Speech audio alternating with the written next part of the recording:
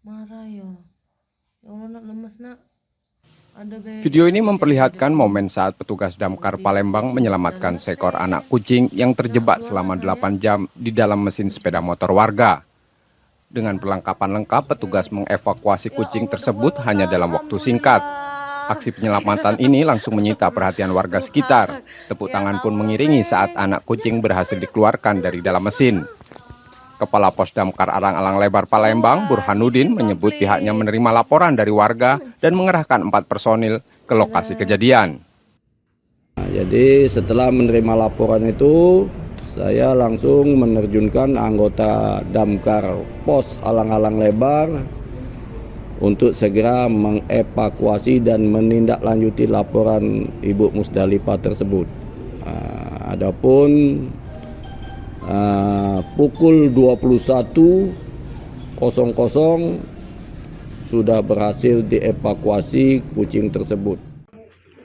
Suasana harum menyelimuti rumah Hafidz Zainul, pemilik motor yang sempat panik saat mengetahui ada suara kucing dari dalam kendaraannya. Ia segera menghubungi petugas.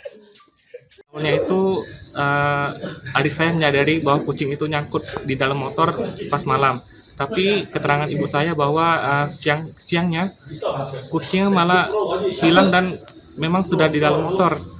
Nah, berhubung sudah malam, kebanyakan bengkel tutup, jadi saya berinisiatif untuk menelpon damkar. Alhamdulillah setelah itu pihak damkar datang dan beranggotakan 4 orang. Proses evakuasi memakan waktu ada sekitar 10 menit hingga 15 menit.